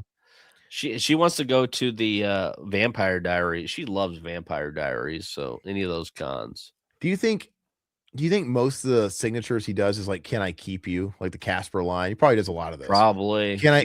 Heather, can I keep you? Devin. She loves Casper, dude. I watch that every year, man. I like Casper. I think Casper's a good kids movie. It's a good family movie. It's funny. Like, I actually laugh at a lot of the jokes and stuff. They're stupid. Evil Dead is basically Night of the Living Dead mixed with The Exorcist. Either one would be good to watch with it. Yeah, I agree. Puppet Ash, Wild Wrangler. I love Puppet Ash, dude. Dead Alive and Evil Dead 2 would be great watched back to back. Yeah, I think Dead Alive is like the movie I can think of that, kind of goes toe to toe in tone and all that stuff. Don't tell me, once you get past the first 10 hours, it starts getting good. Yeah, I was doing that. Thing. That's what people do with fucking video games, dude. Like, you got to play this game, bro. It's like 30 hours in, it finally starts getting good. Like, dude, fuck you. Like, I'm not going to like play this massive game. And no, I get it, dude. But I'm just saying it's a little different with a series. You can literally, if you really care about it, get a recap, watch a fucking recap, because they do. Yeah. Season 2 will recap season 1 at the start of it, and then just watch season 2. Yeah. You don't have to. No one's making you fucking, slaughter all of Mordor in some fucking like MMO of you can't get around that. I just couldn't get past the, hey, look, it's Ash and he's fat and old now tropes of the show. Oh, so that's another trope Alpha hates. How can you not get past that? It is hysterical. Yeah, the girdle, dude, and all kinds of stuff. So funny, dude. So yeah, I mean, there's a lot of tropes that Alpha hates. But you know what the thing is Ash is old. Yeah. Ash is old. I don't know. Yeah, everybody was kind of doing that, dude. You had that like remember when Arnold Schwarzenegger came out of retirement and he did that movie Last Stand? Everything was a bit. Yeah. Everything was a bit on like his old thing, and that was in all the trailers. Like he falls out of the fucking window. Too old for this shit. No, he falls out of the window or whatever. And he's like, "Sheriff, how do you feel?" Old. Everything was that. It's like the Expendables. All this shit was using the old jokes, and yeah, it became a bit old hat. But Ash does it funny, dude. I don't know what I mean. The thing is we never saw Arnold that way. It's like, Arnold, you were always a tough badass. Who cares if you're older now? Just lean into being a tough old badass like Clint Eastwood would. Ash was always corny and silly. So him having like a girdle and shit like that it's on brand. Yeah. It's absolutely funny to me. You know what? Alpha seems kind of like the Pat Cynic, dude. Like I love it. Cynic of movies. It's great, dude. I'm for it, man. Yeah. Clarkness, welcome to the chat. Sam was only 20 when he made this. It is nuts. It's absolutely crazy, and it makes you feel very inferior when you start. What is it?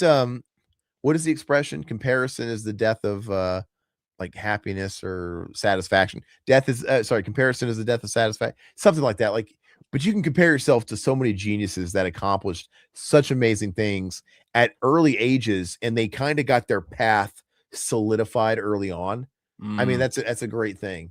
But yeah, man, yeah, it's awesome.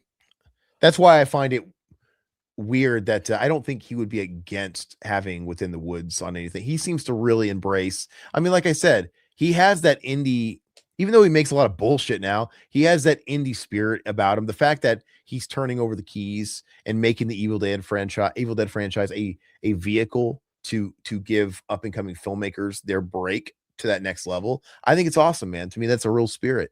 So, His new movie is streaming on like Max, the one with Rachel McAdams and oh, uh, okay. the one that was just out. What's that Sam Raimi movie?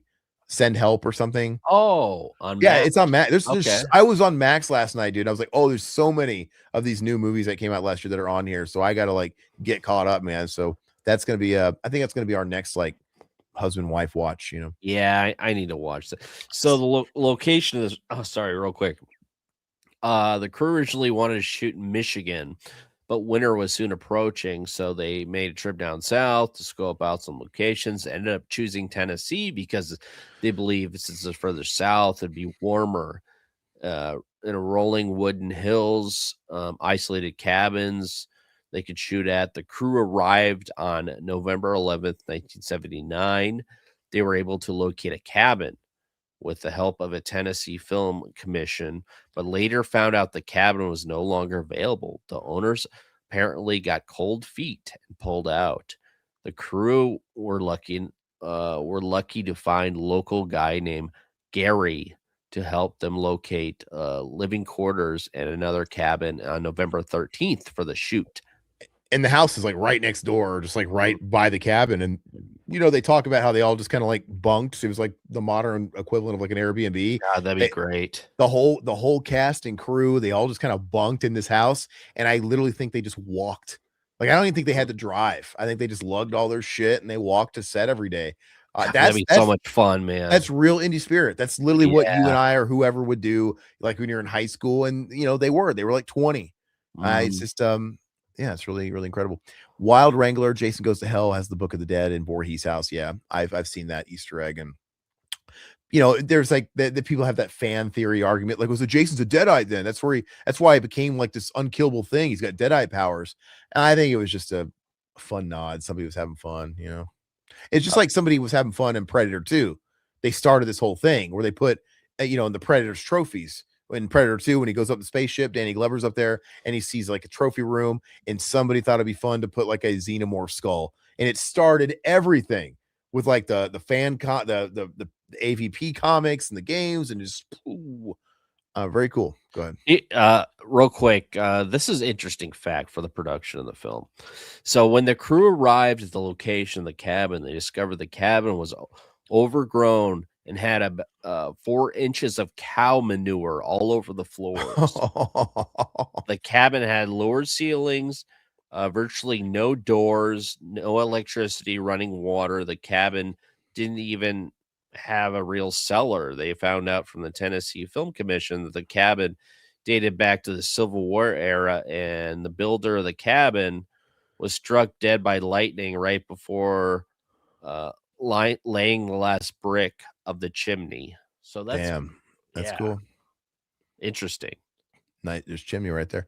What's up, Blano? How you doing, bro? Thanks for joining the chat, dude. It's always Hey, good Blaine. seeing you when you show up, dude. Appreciate you, and we love you too, man. Yeah, good to see you, brother. We love you too. I saw Freddy versus Jason, but Jason honestly should have gotten the better of him once he was drug out of the dream world. It's over then. I mean, he did, basically. I mean, I know they kind of went at it. That's the brawl at the end. Carried his head and he winked. Yeah. But he basically did get the better of him, I mean, Freddy, like, the eye gouges, dude. Those are, sorry, guys. No, I love this, dude. That's what it's like. It's like Dr. Pimple Popper, dude. Yeah. Dude, I had a like that blood shooting out. Dude, I had my ear when I was in China way back when. I had this like cyst that like developed on my ear. I felt like a little hard thing inside the meat of my earlobe. No big deal. You couldn't see it. I could feel it. And then like over the course of a couple days, it just blew up. and it was this giant, like, big fucking ball just coming. Like, what the hell? And my buddy I'd met there, he says, like he was making fun of me for going out in public with that cartoon ear because I had like a fucking weird Disney Mickey Mouse ear, Yeah. and I fucking lanced it, dude. I had never done anything like that, so like I remember like Googling it or whatever, and I boiled some water in my hostel that I was at, and I took like a pin needle and I fucking lanced that shit, and it was just like that effect where the blood was coming out like a Oh hose. Dude, man. this thing just started shooting out fucking pus and blood, dude. Oh. Oh, and it lanced the shit. And that's whatever. And it also reminds me when you guys have seen like a horse video, not those kind of horse videos, Todd. Don't get excited. Oh. But like Okay. when a horse has like an infection Yeah. and they have to like, I've seen those videos, and dude, a horse, dude, they'll have to lance that shit, and it's like just a flood, like a fire hose of blood and pus. That's what it looks like to me, and it's really gross. Anyway, No, it's great effects, man. I love it. Jason was a deadite. I mean, that's what people like to say. No, see Clark. See, he's on that side of the fence where he likes to think he. I think it's just whoever was somebody on the effects team was having fun. Of the, you know, let's see. Down is up. Crash Test Dummies. I saw that. I love Slick and Spin. That was their name. Crash Dummy. It was a great show, great episode, and I love it. I love Jason Goes to Hell. Apparently, I'm the only one who does. He might be. Yeah. No, there's a lot of people out there. I'm not a fan, but I will say, that movie, when I saw that movie when I was a kid. I think it aired on like Showtime. It wasn't old enough to where it would have been on like Sci-Fi or anything. It was on one of the movie channels, and I was elementary school, dude. I don't remember if I was like in fourth grade or what, but I remember watching it, and the scene, like the first body he possesses after he gets blown up, dude, at the the sting operation, and they blow him up into a million bits at the beginning. They take him to the morgue, and there's that one doctor guy, and with that first guy, where the heart, and it's like beating, it's calling him, and he's like and he grabs it, and when he bites into it, I wanted to vomit, dude. I was like, Oh, I don't yeah, know, that was that good. was the grossest thing I'd ever seen in my life, and I still don't want to watch. I don't know why. It's maybe, I don't know. It's just gross, dude. It was hard for me to persist, keep going after that, but it's not a good movie. But I'm glad you like it.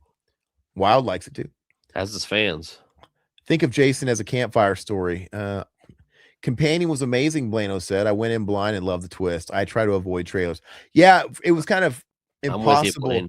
but it was kind of impossible not to realize what she was, because from the marketing. And the marketing, but it was all over the marketing. And then even on like the poster, she's got the cloudy eyes or whatever. It's like, I think it's, it would have been cool to go into it, because they were kind of playing it like that, right? Where they were like, down to when they first do it, and he's just like, go to sleep, and he doesn't care about her. Go to sleep. And they don't show her shutting down or whatever. And but it was done really well. It's kind of like Terminator 2 in my eyes, where they still not her, but with Jack Quaid and with all that stuff with the boyfriend and all that stuff is interesting. Yeah. I think it was well done. Yeah. Hey, Devin Sawa can keep your wife, he said. She's like, he can keep me. I would love There to you go go. to Vampire. Take her to Vampire Diaries Con. Is there an actual Vampire Diaries Con? Yeah, there was one a couple years ago. I'll take her to one. Yeah, absolutely. Okay, so what if they have? Okay, Heather, this is a good question. I asked, what if you got the Robert Redford Indecent Proposal thing, where he's like, Devin Sawa comes up to Todd, he's like, I'll give you $1 million for one night with your wife. Heather's like, I'd do it for half. Fuck. There's like no. All right, Jessica, just me. I love your commentary. I love your commentary. Thanks, Jessica. We appreciate you. Hey, thanks, Jessica. Rest in peace, Ricky from Sleepaway Camp. R.I.P. man. Did he just die? Yeah. Oh, yeah. He just passed a couple days ago. He was 60, 61 or something. Yeah. Yeah, R.I.P. And R.I.P. John, Sleepaway Camp. What an ending. I still think that's maybe the greatest twist in horror, dude. It's just I did not see it coming. Like I saw Sleepaway Camp. I saw Sleepaway Camp kind of late. Like maybe, how old were you when you saw it? I don't know, like 13. I don't know. I didn't see it till I was in my 20s. Oh, okay. And at that point, I'd seen a lot of movies. Dude. I did not see the twist coming. I didn't see it coming either. And it was a shock. Nobody did, I don't think. And the whole thing is like, oh yeah, she was so traumatized to learn that her dad was gay. So Yeah. very retro that, you know, he lost his mind. He became like a she woman. And it's like, oh, well, that would not fly today. But the whole mental illness aspect of that. But the twist, dude, like you just, yeah, it just rocked my world. It almost seems like a great film. It almost seemed like the kind of twist that you'd see in a giallo. Yeah. Right? Those kind of weird, you know, I don't know, fantastic movie. Very famous ending, Sleepaway Camp. It's really funny, dude, when she's just got clearly that, like, all of a sudden she's got like a broad shoulders, dude, like a naked body, and like it's just funny looking. Like, oh my god, she's a boy. We never noticed that she was jacked to the nines. She's hiding all that in that dress. Top 10 greatest endings. It's by any standards. I mean, it doesn't even have to be horror. This dude. is a great ending too, though, man. Oh yeah, I love the way this ends, man. Yeah, very. It's great. Evil Dead is top 10 grape scenes. David Hess has a word. Would like a word with you. Yes, he is the king. He's like, I wanted to play the tree. I read for the role of the tree. Man, I mean, it's great. It's just this ending scene, just the way that they filmed this. Did they had to have done the door breaking down the same way they did the glass? I'm guessing, but how did the door break? It's going to break differently than maybe they had to use something else, because I don't know if like the same thing that broke. Perfect ending, dude. Perfect ending. Yeah, it's famous. 10 and 10. And even endings like that have been like ripped off, right? So yeah, it's perfect. It's a great flick. I love the music at the end too. I love how the deadites melt at the end. Jason Goes to Hell is underrated. Great kills.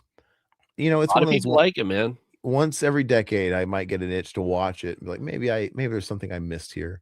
I'm like, nope, he still looks like a swollen testicle in this. I don't like it. I just I don't know. And it's not even the angle that Jason's not in it. I kind of like the angle where it's doing the shocker. It's like shocker. It's you know, the possession of body. It is something different. It's just I just find the characters so boring, and it's a slog, dude. The fence post kill is my all-time favorite Jason kill. Next time I watch Evil Dead, I will listen to you too. There you go. Thanks, you know, we've actually done, Todd and I have an old Evil Dead commentary on the channel. Back in it's just audio days, but we have an old one too. It'd be fun. I haven't listened to that. I didn't even remember that. I think we did that thing. 2012. No. 2013. Yeah, maybe 2013, 14, 15. I don't remember, but it's old. But we definitely have an older commentary, just me and Todd, an audio commentary. That might be fun. You guys might like that. You know, with that said, Robert loves Jason Goes to Hell. All right, you guys are all coming out in spades. Jeez. It's like Scream 3 all over again. Where have you guys been? No. You said Scream 3 times. I said it 4 times. Oh. But anyway, guys, and on that note about the old commentary, if you guys are newer listeners, first of all, if you're brand new, if you like what you see and you enjoy us, please like this video, subscribe. I mean, like, where are we at here? I already lost her. Jessica, it sounds like you're new. Subscribe. But if you guys are even newer, man, I know we got like 11 or 1200 videos or something up. That's not even counting the stuff that's got taken down from YouTube. Go through the archives. Like, we've done an old Evil Dead commentary, you know, that's just audio. Turn it on, watch the flick. We've done so many of those. And go to the gym, turn on our old audio stuff. It's nice, you know. Yeah. Do subscribe to the Patreon. It's free. Like, if you guys want to support us any extra, we thank all of our members for helping us out and supporting us. And you know, you can join the membership, whether YouTube membership or Patreon, doesn't matter. It's like $2-3. You get access to our members only commentaries. The most recent one we did was Total Recall. That's a good one, man, because that is one of our favorite movies. We bonded over, know it like the back of our hands. What a great time that is. So that's up, as well as many others. And but like I said, even if you don't want to do that, go to Patreon, join the Patreon, the free version of the Patreon, follow us. We're backing up all of our material over there. So it's like, in the case where some stuff gets taken down, like my original TMNT 90 commentary got totally removed, you know, like stuff like that can live over there. So if anything ever happens to our channel, God forbid, We're all backed up over there. So go over there, sign up for free. Why not? It's cool. Yeah. It's all and speaking of free, it's free to like the video and it's free to subscribe. That don't cost you nothing. No. We don't bite. No. I want to remind everybody else again, check out our newest video. I did a retrospective video for Mortal Kombat 95, one of my most cherished films. I'm not afraid to like a good cheese flick, and I'm very proud of that video. I worked really hard on it, and if you guys, it would mean a lot to me actually. If you guys like our, check out that video, give feedback, because what you see in that video is what Todd and I are going to do going forward. Besides these, we're still going to always do the streaming Wednesdays and Fridays. We're not going anywhere. We'll do the commentaries. We'll do like the Rue Morgue, Fango Friday. That's never going to go away. But as far as like videos in between all that, watch that MK95 video. That's what me and him are going to be doing. Stuff of that caliber and that kind of effort. And it's only going to get better. But definitely let me know what you guys think. Please watch it. Please give it a like. Everybody's talking about Mortal Kombat this week for obvious reasons. So a like and a comment is going to help boost it in the algorithms and help me compete. But thank you so much, dude. Down is up. We appreciate you being a member, man, and have a great weekend too. We can't wait to see you, dude. Next week we're going to do the Rue Morgue as well, talk about the Evil Dead remake with Alpha, and it sounds like, of course, we're going to see you at Living Dead weekend. Very much looking forward to it. One more thing we're doing next week. So we're doing more Evil Dead. We're going through all the films of Evil Dead. We're going through one, and then we're going to go through all of them up until Evil Dead Burn. We're going to talk about Evil Dead Burn too. We talked about it a little bit tonight, but we're going to go more in depth into it. We're going to go through the whole franchise on next Wednesday and give you our thoughts about it. We're going to go deep dive into Even though Evil Dead Burn's not out, we have not seen it though. We haven't seen it. But we'll up to the point when that comes out. We're gonna go see it. We're gonna go see Evil Dead. We're gonna go see it, but we're gonna talk more about it. We're gonna talk about the whole franchise in a whole, and we'll get into a lot of stuff on Wednesday. So come back on Wednesday for that. No, be very, very exciting, guys. And we love it. And like I said, Scream. We did a month of Scream, and I've said it 20 times now. Yep. I feel like if I hit like an even number, it cancels out summoning Scream stance. But I love the first Scream movie, but like as a franchise, it's just kind of casual. We love Evil Dead, so it's actually a real pleasure to be able to talk about Evil Dead, and for better or worse, love it. So I'm excited about what's to come in the next month. And maybe I think Todd should do one of those cool nifty videos about Evil Dead. I think it should be his first project. Well, we'll see.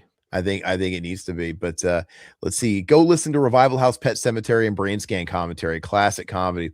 Oh yeah, that's like Mark II era Revival House, and I love those commentary. Well, we've done a lot of Pet Cemetery. Oh, the Pet Cemetery 1 commentary, yeah, and Brain Scan commentary, dude. Forget about it. I love it. I wouldn't mind doing that again. Revisit. Yeah. Well, we haven't done a video one of that, have we? I don't think so. It's been years. I've been a Revival House fan for years. Best show in the zeitgeist. Blano. Thanks, Blano. Thank you. This is like you're OG. You're filleting us right now, and I like it. Glaze. Keep glazing. No, I appreciate you, brother. We always you've been on a couple of times, dude. You should come on one of these times. Let's plan it, dude. If we're going to be talking about anything that you like, if you want to talk about anything Evil Dead, something down the pike, we'll keep you guys posted on like what kind of the schedule is. Let us know, man, if you ever want to come on and chat with us, and we can always plan that. Sean Boyle, dude, he wasn't in this chat tonight, but still, Sean, I know he's dying. He wants us to do Rob Zombie's 31. He is on the docket for 31. He is on the docket. He wants to come on for it. I feel like we got to wait till actual Halloween time. Yes. So we'll wait until after Living Dead weekend, then we'll get him on for that. Yeah, absolutely. Yeah. Well, I appreciate you, man, giving us flowers. Well, Blano, dude, I can count on you, dude. Go check out my MK95 video, man. Even if you don't like Mortal Kombat. It's like 12 minutes. Let it run. Leave a nice comment. Help me out. I'm proud of it. No, okay. Let's see here. Wild Wrangler knows what's up, dude. Love MK95, dude. Let me know what you think of the video, please. Jessica, just me. Your Mortal Kombat video is what got me to subscribe. Awesome, Jessica. Thank you. I appreciate it. That actually makes my little Grinch heart grow 3 sizes. I appreciate it. Arrow releasing MK double feature. Absolutely, dude. And I couldn't be more excited. And you know, I'm so stoked for it, and that's why it was the right time to talk about it, man. But that's also why I'm saying go show it some support, because everybody and their fucking mom who doesn't really give a shit about Mortal Kombat is talking about it right now because it's trending with the new film and the box set coming out.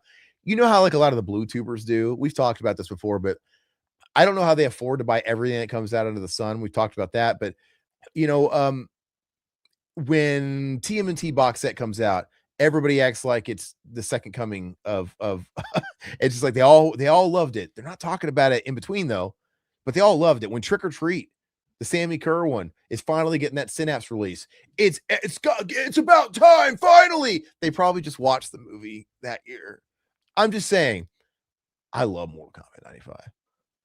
I fucking love it. So it's coming from a very genuine place, but and I really just want to do genuine stuff, if I'm going to be honest with you. No, I get And it. for my first video in that sort of format, I thought it was important for me to do something I knew very well and I was very passionate about. So yeah. Anyway, we love it. We thank you guys so much. And I am going to get that released, dude. I've got it on pre-order. By the way, it's at an all-time low right now on pre-order. The 4K set is cheaper on Amazon to pre-order by a few bucks than the Blu-ray set. Oh, really?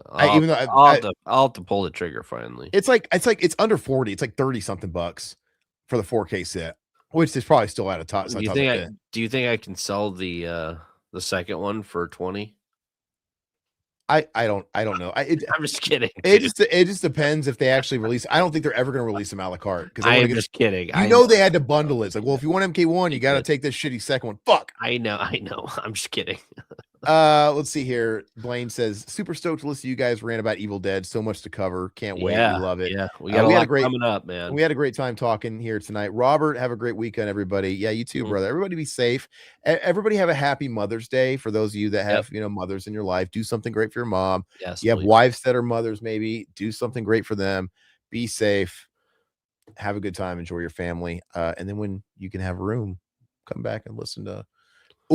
When you're taking your wife to like dinner for Mother's Day, listen to a little Revival Boys on the way. See if that gets them ready and in the mood for that night. Oh, it should. We'll do the Howard Stern. Howard. Never that, dude. And get the bass rolling. Riverman. Yeah. Okay. Sorry, Heather. I watched the MK video. Great editing. Thanks, Blaine. I appreciate you, brother. I really appreciate it. Aaron has a great voice for narration. He does. Well, thank you. Again. Howard, Aaron, Ishmael. Dude, you showed up. Have you been here the whole time? He was here a couple times. Were you? Yeah. I didn't see you earlier, dude. If you were here earlier, post them up. I'm sorry I didn't say hi. But Ishmael, thank you so much for joining. You're an original gangster too, dude. We love the hell out of you, man. Wild, yeah. Bye. That's a great place to end it, guys. Thank you so much. Next Wednesday. week, Friday, Wednesday, Evil Dead talk, franchise as a whole. Friday, Room Morgue. We're gonna do the Evil Dead reboot film issue with Alpha. It's gonna be fantastic. And to be determined on what because we're doing back-to-back weeks of Room Morgue. To be determined on what the issue is after that, the next week. And then we're getting so close to Living Dead weekend. Again, if anybody's gonna go out and make that trek, say hi to us. We're gonna film. If any of you guys are gonna be out there, we'd love to get you as part of our documenting. If you guys like Down is Up, you're going to be there. Maybe you wouldn't mind giving us a few minutes in front of the camera, man, and we can talk about the mall, talk about Dawn of the Dead, talk about George. It's all going to be about the community, and it's all going to be a great time. But that's it. Happy weekend. Love it. Wouldn't change it. Love spending my Friday nights with you guys. Later. See you. I want to give a special thanks to our YouTube members and our patrons. If you haven't joined yet and would like to, click the link below this video and gain access to hours of bonus content. What are you waiting for?